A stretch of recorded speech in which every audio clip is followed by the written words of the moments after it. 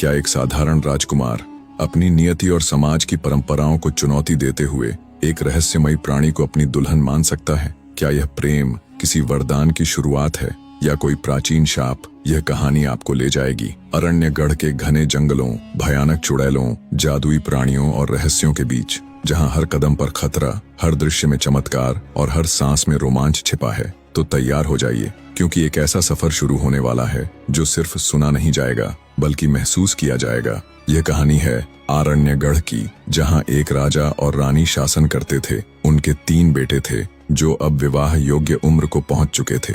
एक दिन राजा ने अपने बेटों को बुलाया और कहा, प्यारे बच्चों, अब समय आ गया है कि तुम अपना घर बसाओ, मगर मैं तुम्हारे लिए कोई दुल्हन नहीं खोज पाया।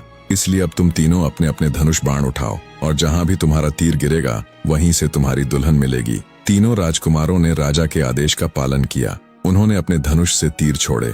सबसे बड़े बेटे का तीर एक लोहार के घर के पास गिरा और वहां से लोहार की सुंदर बेटी तीर लेकर आई। दूसरे बेटे का तीर एक मछुआरे के आंगन में जाकर गिरा और मछुआरे की बेटी तीर लेकर लौटी। लेकिन छोटे बेटे का तीर इतनी ऊंचाई पर चला गया कि वह नजर ही नहीं आया। बेचारा छोटा राजकुमार घंटों तीर को खोजता रहा, लेकिन उसे कुछ नहीं मिला। खोजते खोजते वह जंगल में पहुंच गया। वहां उसे एक पेड़ दिखाई दिया। पेड़ की डाली पर एक बंदरिया बैठी थी। बंदरिया ने अपने मुंह में उसका तीर पकड़ा हुआ था।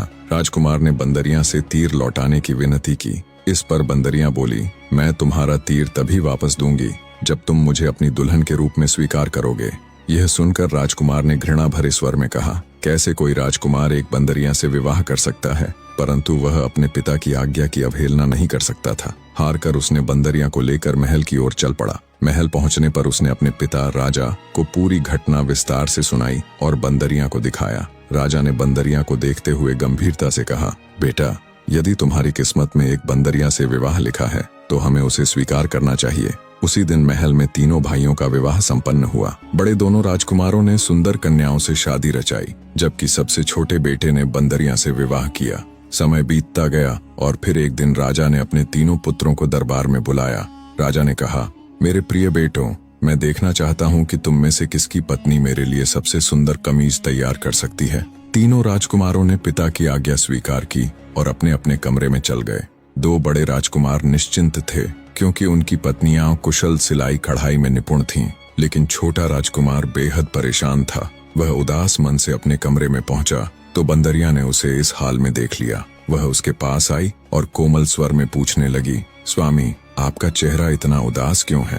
राजकुमार ने उदासी भरे स्वर में कहा, अब तो मुझे शर्मिंदगी झेलनी पड़ेगी, क्योंकि पिताजी ने हमसे कहा है कि हमारी पत्नियां सुबह तक उनके लिए एक सुंदर कमीज तैयार करें। बंदरिया ने हंसते हुए कहा, अरे ये तो कोई बड़ी बात नहीं है। आप पहले भोजन करिए और फिर चैन से सो जाइए। याद रखिए, हर सुबह एक नई उम्मीद लेकर आती है। राजकुमार भोजन करके बिस्तर पर लेट गया और जल्द ही नींद की आगोश में चला गया। उसके सोते ही बंदरिया फुर्ती से दरवाजे से बाहर आई और चबूतरे पर जा बैठी। वहां उसने अपनी बंदरिया की खाल उतारी और देखते ही देखते वह एक अत्यंत सुंदर युवती में बदल गई। उसने जोर से ताली बजाई और आदेश दिया, मेरी सेविकाएं, मेरी बात ध्यान से सुनो। ऐसी कमीज तैयार करो जैसी मेरे राजघराने में तैयार की जाती है। रात भर में एक शानदार कमीज तैयार कर दी गई।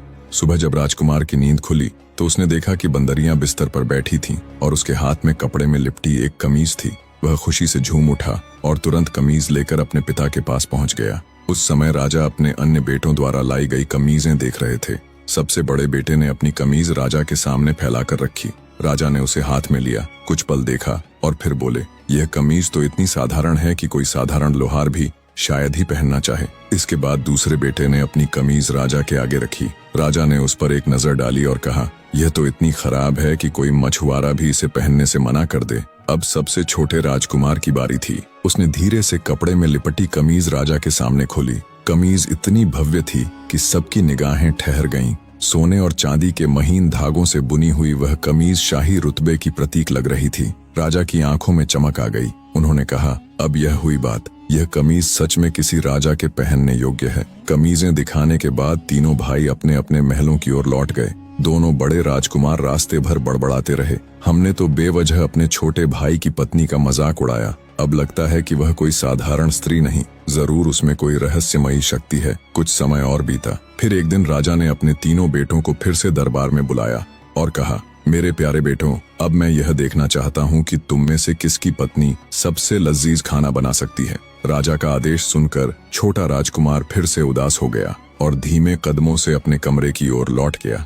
जब वह कमरे में पहुंचा तो बंदरिया ने उसे चिंतित देखकर पूछा, प्रिय राजकुमार, आज आपके चेहरे पर इतनी उदासी क्यों है? राजकुमार ने गहरी सांस लेते हुए राजा का आदेश सुनाया। बंदरिया मुस्कुरा